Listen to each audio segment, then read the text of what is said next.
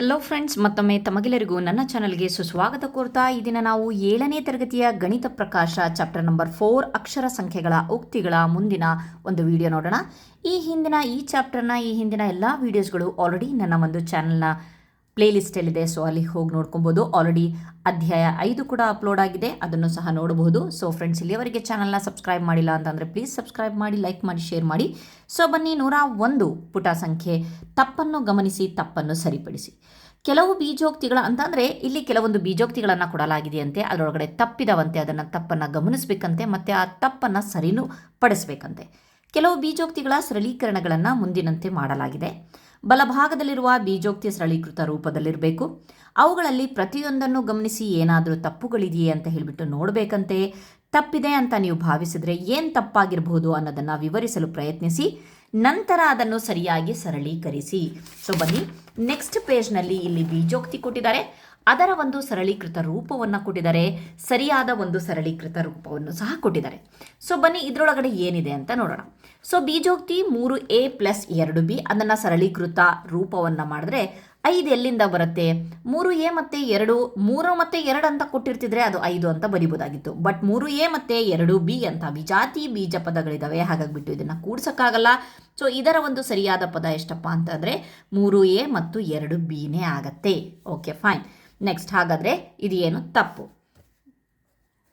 Next, 3b - 2b - b = 0 ಅಂತೆ. So ಅದನ್ನು ನಾನು ನೆಕ್ಸ್ಟ್ ಒಂದು ನೋಟ್ಸಲ್ಲೇ ಮಾಡ್ತೇನೆ. ಸೊ ಬನ್ನಿ, ಏನಿದೆ ಅಂತ ಹೇಳಿಬಿಟ್ಟು 3b - b -2b - b ಇದೆ. ಸೊ ಇದನ್ನು ಯಾವ ರೀತಿಯಾಗಿ ಮಾಡೋದು? 3b - 2b - b ಅಂತಂದರೆ ಸೇಮ್ ಪದಗಳಿದಾವಲ್ವಾ. ಸೊ ಹಾಗಾಗಿಬಿಟ್ಟು ಇದನ್ನು ನಾವೇನು ಮಾಡಬೇಕು? ಕೂಡಬೇಕು. ಮೈನಸ್ ಪ್ಲಸ್ ಆಗುತ್ತೆ. 2b - 3b ಆಯಿತು. 3bಯಲ್ಲಿ ಮತ್ತೆ 3b ಕಳೆದ್ರೆ 0. ಸೊ ಹಾಗಾದರೆ ಇದು ಸರಿ ಇದೆ. ಸೊ ಇದು ಸರಿ ಇದೆ. ಓಕೆ, ಹಾಗಾದರೆ ಇದು ಸರಿ ಇದೆ ಅಂತ ಹೇಳ್ಬೋದು ಅಲ್ವಾ. ಸೊ ನೆಕ್ಸ್ಟು 6 ಬ್ರಾಕೆಟಲ್ಲಿದೆ p + 2 ಅಂತ ಅಂದರೆ 6 ಇದೆಯಲ್ಲ, ಅದನ್ನು p ಜೊತೆಗೂ ಸಹ ಗುಣಿಸ್ಬೇಕು. 6 ಇದೆಯಲ್ಲ, ಅದನ್ನು 2 ಜೊತೆಗೂ ಗುಣಿಸ್ಬೇಕು. ಓಕೆ, ಬನ್ನಿ ನೋಡೋಣ. 6p + 2 ಇದೆ. 6p ಅಂದರೆ 6 × p ಅಂತ ಅಂದರೆ 6p + 6 × 12. ಸೊ ಇದು ಆನ್ಸರ್ ಬರಬೇಕು, 6p + 12. ಆದರೆ ಅವ್ರು ಕೊಟ್ಟಿದ್ದಾರೆ 6p + 8. ಹಾಗಾದರೆ ಅವ್ರು ಏನು ಮಾಡಿದ್ದಾರೆ ಅಂತ ಅಂದರೆ, ಇಲ್ಲಿ ಕೂಡೋ ಚಿಹ್ನೆ ಇದೆಯಲ್ಲ, ಅದಕ್ಕೋಸ್ಕರ 6, 2, 8 ಅಂತ ಹೇಳ್ಬಿಟ್ಟು ನಿಮ್ಮ ಮೈಂಡನ್ನು ಡೈವರ್ಟ್ ಮಾಡ್ತಾ ಇದ್ದಾರೆ. ನೀವು ಡೈವರ್ಟ್ ಆಗಬಾರ್ದು. ನೀವೇನು ರೂಲ್ಸ್ ಇದೆಯೋ ಅದನ್ನೇ ಫಾಲೋ ಮಾಡಬೇಕು.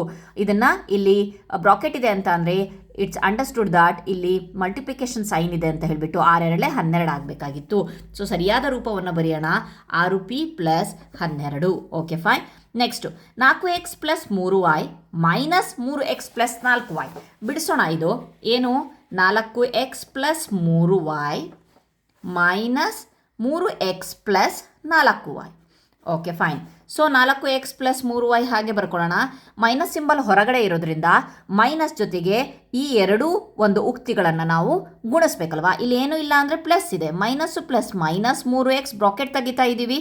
Minus plus minus 4y. So ಈಗ ನೋಡೋಣ ಸಜಾತಿ ಪದಗಳು 4x ಮತ್ತು 3x. ಸೊ ನಾವು ಆಲ್ರೆಡಿ ಹಿಂದಿನ ವಿಡಿಯೋದಲ್ಲಿ ನಾವು ಯಾವ ರೀತಿಯಾಗಿ ಕೂಡಿಸ್ಬೇಕು, ಯಾವ ರೀತಿಯಾಗಿ ಗುಂಪು ಮಾಡಬೇಕು ಅಂತ ಹೇಳಿಬಿಟ್ಟು ನೋಡಿಬಿಟ್ಟಿದ್ದೀವಿ. ಸೊ ನಾನೇನು ಮಾಡಿದ್ದೀನಿ, ಸಜಾತಿ ಪದಗಳನ್ನು ಒಂದು ಕಡೆ ಇಟ್ಟಿದ್ದೀನಿ. ಎಕ್ಸನ್ನು ಇಲ್ಲಿ, ವೈಯನ್ನು ಚಿಹ್ನೆ ಸಮೇತ ಇಟ್ಟಿದ್ದೀನಿ. 4xರಲ್ಲಿ 3x ಕಳಿಬೇಕಂತೆ x, 3yಯಲ್ಲಿ 4yಯನ್ನು ಕಳಿಬೇಕಂತೆ -y ಅಲ್ವಾ. ದೊಡ್ಡ ಸಂಖ್ಯೆ ಚಿಹ್ನೆ ಮೈನಸ್. ಸೊ x - y ಏನಿದೆ ಇಲ್ಲಿ? x + y ಇದೆ. ಸೊ x + y ಇದೆ, ನೋಡಬಹುದು ನೀವು. ಹಾಗಾದರೆ ಆನ್ಸರ್ ನಮಗೆ x - y. ಇದು ಸಹ ತಪ್ಪಿದೆ. ಓಕೆ, ನೆಕ್ಸ್ಟ್ ನೋಡೋಣ 5ನೇ ಒಂದು ಲೆಕ್ಕ.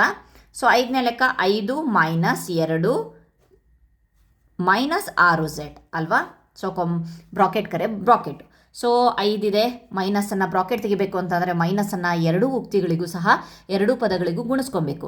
So -2 - +6z. ಸೊ 6z ಅಂತೂ ಯಾವುದರಿಂದನೂ ಕೂಡ್ಸೋಕ್ಕೆ ಬರಲ್ಲ. 5ರಲ್ಲಿ 2 ಕಳೆದ್ರೆ 3, 3 + 6z ಅಂತ ಆದರೂ ಬರೀಬಹುದು. ಸೊ ಅವ್ರೇನು ಕೊಟ್ಟಿದ್ದಾರೆ? 3 - 6z ಅಂತ ಹೇಳಿಬಿಟ್ಟು ಕೊಟ್ಟಿದ್ದಾರಲ್ವಾ. ಸೊ ಇಲ್ಲಿ ಅದು ತಪ್ಪಾಗತ್ತೆ. ಆನ್ಸರ್ ಸರಿಯಾದ ಉತ್ತರ ಎಷ್ಟಾಗತ್ತೆ? 3 + 6z. ಚಿಹ್ನೆ ವೆರಿ ಇಂಪಾರ್ಟೆಂಟ್. ಓಕೆ, ನೆಕ್ಸ್ಟ್ ನೋಡೋಣ 2 6ನೇ ಲೆಕ್ಕ. 2 ಪ್ಲಸ್ ಎಕ್ಸ್ ಪ್ಲಸ್ 3.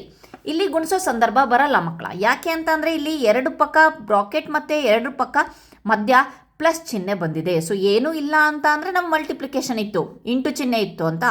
ಆದರೆ ಇಲ್ಲಿ ಚಿಹ್ನೆ ಕೊಟ್ಟಿದ್ದಾರೆ ಪ್ಲಸ್, ಹಾಗಾಗಿಬಿಟ್ಟು ಸೊ ನಾವೇನು ಮಾಡೋಣ, ಪ್ಲಸ್ ಜೊತೆಗೆ ಈಗ ಗುಣಿಸೋಣ. Plus into plus plus x plus into plus plus 3. So x plus 3 ಎರಡು ಕೂಡಿಸಬಹುದು 5. ಎಕ್ಸ್ ಪ್ಲಸ್ 5, ಬಟ್ ಆದರೆ ಇಲ್ಲೂ ಸಹ ತಪ್ಪಿದೆ ಉತ್ತರ. 5 ಎಕ್ಸ್ ಪ್ಲಸ್ 5 ಬರಬೇಕು. ಸೊ ಅವ್ರು ಏನು ಮಾಡಿದ್ದಾರೆ, 2x ಮೈನಸ್ 6 ಅಂತ ಹೇಳಿಬಿಟ್ಟು ಕೊಟ್ಟಿದ್ದಾರೆ. ಯಾಕೆ ಯಾವ ರೀತಿಯಾಗಿ ಮಾಡಿದ್ದಾರೆ ಅಂತಂದರೆ ಇದನ್ನು ಗುಣಿಸಿದ್ದಾರೆ, ಇದನ್ನು ಸಹ ಗುಣಿಸಿಟ್ಟಿದ್ದಾರೆ.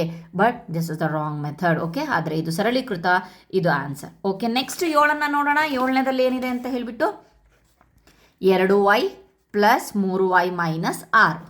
ಓಕೆ, ಸೊ 2y ಹಾಗೆ ಇರುತ್ತೆ, plus 3y plus minus minus 6. 2y 5y minus 6. ನೋಡೋಣ ಏನಿದೆ, ಮೈನಸ್ y ಪ್ಲಸ್ 6 ಅಂತ ಇದೆ. ಎಷ್ಟಿದೆ, ಮೈನಸ್ y ಪ್ಲಸ್ 6. ಅದು ಸಹ ತಪ್ಪಿದೆ. Answer 5y minus 6. Okay fine. ಇದೆಲ್ಲ ಇದಕ್ಕೆ ಅಂತ ಹೇಳಿಬಿಟ್ಟು ನಾನು ಸ್ವಲ್ಪ 6 ಮಾರ್ಕಿಂದ ತೋರಿಸ್ಬಿಡ್ತೇನೆ. ಓಕೆ, ನೆಕ್ಸ್ಟ್ ಲೆಕ್ಕ 8ನೇದು ನೋಡೋಣ. ಸೊ ಎಲ್ಲ ಲೆಕ್ಕನೂ ನಾವು ಹಾಗೆ ಮಾಡಿನೇ ನಾವು ಇಲ್ಲಿ ಕ್ಲಾರಿಫೈ ಮಾಡಬೇಕಾಗತ್ತೆ. 7p minus p plus 5q minus 2q. Okay, ಇಲ್ಲಿ ಲೈಕ್ ಟರ್ಮ್ಸ್ ಇದೆ, ಸಜಾತಿ ಪದಗಳು. 7pಯಲ್ಲಿ p ಕಳೆದ್ರೆ 6p, 5qಯಲ್ಲಿ 2q ಕಳಿಬೇಕಂತ ಅಂದರೆ 3q. Okay, 6p plus 3q, but ಅವರು 7p ಪ್ಲಸ್ 3q ಅಂತ ಮಾಡಿದ್ದಾರೆ ಅಲ್ವಾ. ಆನ್ಸರ್ ಎಷ್ಟು ಬರಬೇಕು, 6p plus 3q. Okay fine. Next 10ನೇದು ನೋಡೋಣ, ಅಲ್ಲ 9ನೇದು ನೋಡೋಣ. 9ನೇ ಲೆಕ್ಕ 5 into 2w plus 3x plus 4w. So ಅದಕ್ಕೋಸ್ಕರ ಅವರು ಒಂದು ನಂಬರನ್ನು ಕೊಟ್ಟಿದ್ದಾರೆ ಆಗಲೇ. ಅದು ಸರಿಯಾಗತ್ತಾ ಅಂತ ಹೇಳಿ ಚೆಕ್ ಮಾಡೋಣ. ಸೊ ಇಲ್ಲೇ ನೀವು ನೋಡಬಹುದು 2w 4w ಒಳಗಡೆ ಕೂಡಿಸ್ಕೊಂಡ್ಬಿಡ್ಬೋದು. 5 2 ಮತ್ತು 4 6w ಪ್ಲಸ್ 3x ಕೂಡ್ಸೋಕ್ಕಾಗಲ್ಲ, ವಿಜಾತಿ. ನೆಕ್ಸ್ಟ್ ಇದನ್ನು ಗುಣಿಸ್ಕೊಳ್ಳೋಣ. 5 6 30w ಪ್ಲಸ್ 5 3 15x. ಸೊ ಇಷ್ಟು ಬರಬೇಕು ಆನ್ಸರು ಅಲ್ವಾ. Okay fine. ಅವ್ರೇನು ಮಾಡಿದ್ದಾರೆ ನೋಡೋಣ. ಫಸ್ಟು 10w ಮಾಡಿದ್ದಾರೆ. 10w ಯಾಕೆ ಮಾಡಿದ್ದಾರೆ ಅಂತ ಅಂದರೆ, ಸೊ 5 2 10 ಅಲ್ವಾ, 10w. Okay fine. 5 3 15 15x. Okay fine. 5 4 20w. ಇದು ಸರಿ. ಆದರೆ ಇದು ಆ್ಯಕ್ಚುಲಿ ಇದೆಲ್ಲ ಸರಿ. ಆದರೆ ಅವ್ರು ಏನು ಹೇಳ್ತಿದ್ದಾರೆ, ಸರಳೀಕೃತ ರೂಪ ಬೇಕಂತೆ. ಮತ್ತೆ 10w ಮತ್ತು 20w ಅನ್ನು ಕೂಡಿಸಿದಾಗ ಸೇಮ್ ಅದೇ ಬರುತ್ತೆ, 30w ಪ್ಲಸ್ 15x. ಹಾಗಾಗಿಬಿಟ್ಟು ಈ ಒಂದು ಬೀಜೋಕ್ತಿಗೆ ಇದು ಸರಳೀಕೃತ ರೂಪ ಅಲ್ಲ, ಇದು ಸರಳೀಕೃತ ರೂಪ. ಹಾಗಾಗಿಬಿಟ್ಟು ಸರಳೀಕೃತ ರೂಪವಾಗಿ ನಾವು ಇಟ್ಟಿದ್ದೇವೆ. Okay fine. ನೆಕ್ಸ್ಟು 10ನೇದು 3j plus 6k plus 9h plus 12. Okay fine. ಹಾಗಾದರೆ ಏನು ಹೇಳ್ತಾ ಇದ್ದಾರೆ, ಅವ್ರೇನು ಮಾಡಿದ್ದಾರೆ ಅಂತ ಫಸ್ಟ್ ನೋಡ್ತೇನೆ ನಾನು. 3ನ್ನ ಕಾಮನ್ ತೆಗೆದುಬಿಟ್ಟು, ಯಾಕೆಂತಂದರೆ ಎಲ್ಲವೂ 3ರ ಗುಣಕಗಳಿದ್ದಾವೆ. 3 3 3 7 6 3 3 9 3 4 12. 3ನ್ನ ಕಾಮನ್ ತೆಗೆದಿದ್ದಾರೆ, ಜೆ ಬರೆದಿದ್ದಾರೆ. ಅದಾದಮೇಲೆ 3 2 6k ಬಂತು, 3 3 9h ಬಂತು, 3 4 12. ಇದು ಸರಿ ಇದೆ, ಬಟ್ ಇದು ಸರಳೀಕೃತ ರೂಪ ಅಲ್ಲ. ಸರಳೀಕೃತ ರೂಪ ಅಂತ ಅಂದರೆ ಎಲ್ಲ ಬ್ರಾಕೆಟ್ ಎಲ್ಲ ತೆಗೆದಿರ್ಬೇಕು. ನಾವು ತೆಗೆದುಬಿಟ್ಟು ಲಾಸ್ಟಿಗೆ ಎಲ್ಲ ಒಂದು ಲೆಕ್ಕ ಪ್ರಕ್ರಿಯೆಗಳನ್ನೆಲ್ಲ ಮಾಡಿ ಲಾಸ್ಟಿಗೆ ಇಡ್ತೀವಲ್ಲ, ಅದನ್ನು ನಾವು ಸರಳೀಕೃತ ರೂಪ ಅಂತೀವಿ. ಬಟ್ ಇನ್ನೂ ಇಲ್ಲಿ ಬ್ರಾಕೆಟನ್ನು ಓಪನ್ ಮಾಡಿದಾಗ ಇದೇ ಬರುತ್ತಲ್ವಾ. ಸೊ ಹಾಗಾಗಿಬಿಟ್ಟು ಈ ಲೆಕ್ಕದಲ್ಲಿ ಇದೇ ಇದರ ಒಂದು ಸರಳೀಕೃತ ರೂಪ. Okay, 3j plus 6k plus 9h plus 12. So ಅರ್ಥ ಆಗಿದೆ ಅಂದ್ಕೊಂಡಿದ್ದೀನಿ. ಮತ್ತೆ ನಾನು ಇದನ್ನು ಸರಳೀಕೃತ ಮಾಡಿದ್ರೆ, ಸೊ ಮತ್ತೆ ನಾನು ಮುಂದೆ ಲೆಕ್ಕ ಮುಂದುವರಿಸಬೇಕು ಅಂತ ಅಂದರೆ ಸರಳವಾಗಿ ಮತ್ತೆ ಸರಳೀಕೃತ ಮಾಡಬೇಕಲ್ವಾ. ಸೊ 3j ಬ್ರಾಕೆಟ್ ತೆಗಿತೀನಿ. 3j 3 7 6k 3 3 9h 3 4 12 ಅಂತ ಬರುತ್ತೆ. ಅದೇ ಆಲ್ರೆಡಿ ಕೊಟ್ಟಿದ್ದಾರೆ ಅಂದಮೇಲೆ ಮತ್ತೆ ನಾವು ಈ ಒಂದು ಸ್ಟೆಪ್ಪನ್ನು ಮತ್ತೆ ಹಿಂದಕ್ಕೆ ಹೋಗೋ ಅವಶ್ಯಕತೆ ಇಲ್ಲ, ಆಲ್ರೆಡಿ ಮುಂದಕ್ಕೆ ಬಂದುಬಿಡ್ತೀವಿ. ನೆಕ್ಸ್ಟ್ 11ನೇದು ಅರ್ಥ ಆಗಿದೆ ಅಂದ್ಕೊಂಡಿದ್ದೀನಿ. 11ನೇ ಲೆಕ್ಕನ ನೋಡೋಣ. 4 into 2r plus 3s plus 5. Okay, ಇಲ್ಲೇ ಹಾಗೆ ಮಾಡಿಬಿಡೋಣ. 4 2 6 6 ಸಾರಿ 4 2 8r plus 4 3 12s plus 4 5 20. But ಅವ್ರೇನು ಮಾಡಿದ್ದಾರೆ, 8 6 ಕೊಟ್ಟಿದ್ದಾರೆ, ಆದರೆ ಮೈನಸ್ ಚಿಹ್ನೆ ಇಟ್ಟಿದ್ದಾರೆ. 12 ಎಸ್ ಕೊಟ್ಟಿದ್ದಾರೆ, ಆದರೆ ಮೈನಸ್ ಚಿಹ್ನೆ ಇಟ್ಟಿದ್ದಾರೆ. 20 ಕೊಟ್ಟಿದ್ದಾರೆ, ಆದರೆ ಮೈನಸ್ ಚಿಹ್ನೆಗಳು ವೆರಿ ಇಂಪಾರ್ಟೆಂಟ್ ರೋಲನ್ನು ಇಲ್ಲಿ ಪ್ಲೇ ಮಾಡ್ತವೆ. ಸೊ ಹಾಗಾಗಿಬಿಟ್ಟು ನಾವು ಚಿಹ್ನೆಗಳನ್ನು ಚೇಂಜ್ ಮಾಡೋ ಹಾಗಿಲ್ಲ. Okay fine. ನೆಕ್ಸ್ಟ್ ಏನಿದೆ ನೋಡೋಣ. ಸರಿಪಡಿಸಿದ ಎಲ್ಲ ಸರಳ ರೂಪಗಳನ್ನು ನೋಡೋಣ. ಅಂದರೆ ಆವರಣಗಳನ್ನು ತೆಗೆಯಲಾಗಿದೆ, ಸಜಾತಿ ಪದಗಳನ್ನು ಕೂಡಲಾಗಿದೆ ಮತ್ತು ಕೇವಲ ಸಂಖ್ಯೆಗಳನ್ನು ಮಾತ್ರ ಹೊಂದಿರುವ ಪದಗಳನ್ನು ಕೂಡಿದೆ. ಹೌದಲ್ವಾ? ಇದೆಲ್ಲ ಪ್ರೊಸೆಸನ್ನು ಮಾಡಿ ನಾವು ಸರಳೀಕೃತ ರೂಪವನ್ನು ತಂದಿದ್ದೀವಿ. ಈ ಬೀಜೋಕ್ತಿಗಳ ಪದಗಳ ಸಂಖ್ಯೆ ಮತ್ತು ಅಕ್ಷರ ಸಂಖ್ಯೆಗಳ ನಡುವೆ ಏನಾದರೂ ಸಂಬಂಧ ಇದೆಯಾ? ಓಕೆ, ಸಂಬಂಧವನ್ನು ನೋಡೋಣ ಏನಂತ ಹೇಳಿ. ಸೊ ಬೀಜೋಕ್ತಿ ಪದಗಳು ಎಷ್ಟಿದ್ದಾವೆ ಇಲ್ಲಿ ನೀವು ನೋಡಬಹುದು, 2 ಇದೆ. ಓಕೆ, ಇಲ್ಲೇ ಮಾಡಿಬಿಡ್ತೀನಿ. ಸೊ 2 ಇದೆ ಬೀಜೋಕ್ತಿ ಪದಗಳು ಅಂತ ಬರಿತೀನಿ. ಬೀಜೋಕ್ತಿ ಪದಗಳು 2 ಇದೆ. ಲೆಟರ್ಸ್ ಎಷ್ಟಿದ್ದಾವೆ? ಇಂಗ್ಲೀಷ್ ಲೆಟರ್ಸು 1 ಮತ್ತು 2. ಸೊ ಎಲ್ ಅಂತ ಕೊಡೋಣ, ಲೆಟರ್ಸ್ 2 ಅಂತ ಇದೆ. ಸೊ ಬನ್ನಿ ನೆಕ್ಸ್ಟ್ ಇಲ್ಲೂ ನೋಡೋಣ. ಇಲ್ಲಂತೂ ಏನೂ ಇಲ್ಲ. ಇಲ್ಲಿ ಬೀಜೋಕ್ತಿ ಪದ ಎಷ್ಟಿದ್ದಾವೆ? 1 2. ಪದಗಳು ಎಷ್ಟಿದ್ದಾವೆ? 2 ಇದೆ. ಆದರೆ ಲೆಟರ್ಸ್ ಎಷ್ಟಿದೆ? 1 ಇದೆ. ಓಕೆ, ನೆಕ್ಸ್ಟ್ 3 ಬರೋಣ. ಪದಗಳೆಷ್ಟಿದ್ದಾವೆ? 1 2. ಲೆಟರ್ಸ್ ಎಷ್ಟಿದ್ದಾವೆ? ಇದು 1 ಎಕ್ಸ್ ಮತ್ತು ವೈ 2 ಇದೆ. ಸೊ ನೆಕ್ಸ್ಟು ಇಲ್ಲಿ ಪದಗಳೆಷ್ಟಿದ್ದಾವೆ? 2 ಇದು.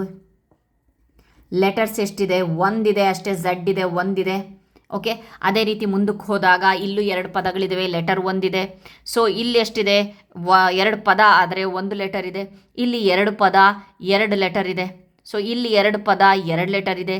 ಇಲ್ಲಿ 1 2 3 4 ಪದ 3 ಲೆಟರ್ಸ್ ಇದೆ. ಸೊ ಪದಗಳು ಗೊತ್ತಲ್ವಾ? 4 ಪದಗಳು 3 ಲೆಟರ್ಸ್ ಇದೆ. ಇಲ್ಲಿ 3 ಪದಗಳಿದ್ದಾವೆ, 2 ಲೆಟರ್ಸ್ಗಳಿದ್ದಾವೆ ಅಲ್ವಾ? ನೀವು ನೋಡ್ತಾ ಇದ್ದೀರಾ. ಸೊ ಹಾಗಾದರೆ ಇಲ್ಲಿ ಸಂಬಂಧ ಏನಿದೆ? ಓಕೆ, ಹಾಗಾದರೆ ಇಲ್ಲಿ ಒಂದು ಸಂಬಂಧ ಇದೆ. ಏನು ಸಂಬಂಧ ಇದೆ ಅಂತ ಅಂದರೆ, ಇಲ್ಲಿ ಅಕ್ಷರ ಸಂಖ್ಯೆಗಳು ಪದಗಳೆಷ್ಟಿದಾವೋ 2 ಇದೆಯಲ್ವಾ, ಅಕ್ಷರ ಸಂಖ್ಯೆಗಳು 2 ಬಂದಿದೆ. ಸೊ ಪದಗಳೆಷ್ಟಿದೆಯೋ ಅಕ್ಷರ ಸಂಖ್ಯೆಗಳು 2 ಬಂದಿದೆ. ಅದೇ ಇಲ್ಲಿ ನೋಡಬಹುದು. ಸೊ ಇಲ್ಲಿ 2 3 ಕೇಸಸ್ಗಳಿದೆ, ಅದನ್ನು ಕರೆಕ್ಟಾಗಿ ನೋಡಿ. ಇಲ್ಲಿ 2 ಪದಗಳಿದೆ, 2 ಅಕ್ಷರಗಳಿದೆ ಅಂತ ಅಂದರೆ ಅಕ್ಷರ ಸಂಖ್ಯೆಗಳ ಉಕ್ತಿಗಳು ನೋಡಿ. ಅಕ್ಷರ ಸಂಖ್ಯೆಗಳು ನೋಡಿ, ಅಕ್ಷರ ಸಂಖ್ಯೆಗಳು 2 ಇದಾವ. ಸೊ ಹಾಗಾಗಿಬಿಟ್ಟು ಪದಗಳು ಸಹ 2 ಬಂದಿದೆ. ಇಲ್ಲಿ ಎಷ್ಟಿದೆ ಅಕ್ಷರ ಸಂಖ್ಯೆಗಳು? ಸೊ ಇಲ್ಲಿ 2 ಇದೆ. ಸೊ ಅದಕ್ಕೋಸ್ಕರ 2 ಬಂತು. ಇಲ್ಲಿ 2 ಇದೆ, ಅದಕ್ಕೋಸ್ಕರ 2 ಪದಗಳು ಬಂತು. Okay fine. ಆದರೆ ಒಂದು ವೇಳೆ ಬರೀ ನಂಬರ್ ಇತ್ತಪ್ಪ, ಅದ್ರ ಜೊತೆಗೆ 1 ಅಥವಾ 2 ಅಕ್ಷರ ಸಂಖ್ಯೆಗಳು ಬಂತು ಅಂತ ಅಂದರೆ ಆ ಒಂದು ನಂಬರ್ ಎಷ್ಟಿದಾವೋ ಅಷ್ಟು ನಂಬರ್ಗೆ 1 ಪದ ಜಾಸ್ತಿ ಮಾಡಿದ್ರೆ ಆ ಒಂದು ಪ್ರಕ್ರಿಯೆ ಕಂಟಿನ್ಯೂ ಆಗುತ್ತೆ. ಫಾರ್ ಎಕ್ಸಾಂಪಲ್ ಇಲ್ಲಿ ನೋಡಿ. So 3 + 6 Z. ಇಲ್ಲಿ 3 ಅನ್ನೋದು ಬರೀ ಸಂಖ್ಯೆ ಅಲ್ವಾ?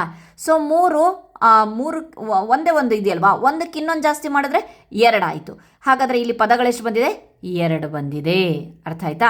ಸೊ ಇಲ್ಲಿ ನೋಡಿ. ಸೊ ಇಲ್ಲಿ ಎಷ್ಟು ಪದಗಳು ಬಂದಿದೆ ಅಂತ ಹೇಳ್ಬಿಟ್ಟು ನೋಡಬೇಡಿ, ಫಸ್ಟು ಎಷ್ಟು ನಂಬರ್ಸ್ ಇದೆ ನೋಡಿ. ಸೊ ಇಲ್ಲಿ 1 ನಂಬರ್ ಸಂಖ್ಯೆ ಇದೆ ಅಲ್ವಾ, ಇದಂತೂ ಬೀಜೋಕ್ತಿ ಅಲ್ವಾ. ಸೊ ಇದೊಂದು ಬೀಜ ಪದ, ಇದು ನಂಬರ್ ಬಂದಿದೆ. ಈ ನಂಬರ್ಗೆ ಇನ್ನು 1 ಎಕ್ಸ್ಟ್ರಾ ಮಾಡಿರಿ, 2 ಆಯಿತು. ಹಾಗಾದರೆ ಪದ ಎಷ್ಟು ಬಂತು? 2 ಬಂತು. ಹಾಗೆ ಮುಂದೆ ನೋಡೋಣ ಏನಂತ ಹೇಳಿಬಿಟ್ಟು. ಸೊ 3W ಮತ್ತು 15X ಇಲ್ಲಿ 2 ಪದಗಳಿದ್ದಾವೆ. ಸೇಮ್ 2 ಅಕ್ಷರ ಸಂಖ್ಯೆಗಳ ಉಕ್ತಿಗಳಿದ್ರೆ 2 ಪದಗಳು ಬರುತ್ತೆ. ಆ ಒಂದು ಚಿಕ್ಕದಾದ ಸಿಂಪಲ್ ಆಗಿರುವಂಥ ಸಂಬಂಧವನ್ನು ಹೊಂದಿ ಈ ಒಂದು ಕಾನ್ಸೆಪ್ಟನ್ನು ಮುಗಿಸ್ತೇನೆ ಇಲ್ಲಿಗೆ. Thank you friends. I hope ಈ ಒಂದು ವಿಡಿಯೋ ಅರ್ಥ ಆಗಿದೆ ಅಂದ್ಕೊಂಡು ನೆಕ್ಸ್ಟ್ ವಿಡಿಯೋದಲ್ಲಿ ನಾನು ವಿನ್ಯಾಸಗಳನ್ನು ಆರಿಸಿ ಸಂಬಂಧಗಳನ್ನು ತೋರಿಸುವ ಒಂದು ವಿಡಿಯೋನ ಮಾಡ್ತೀನಿ. Thank you.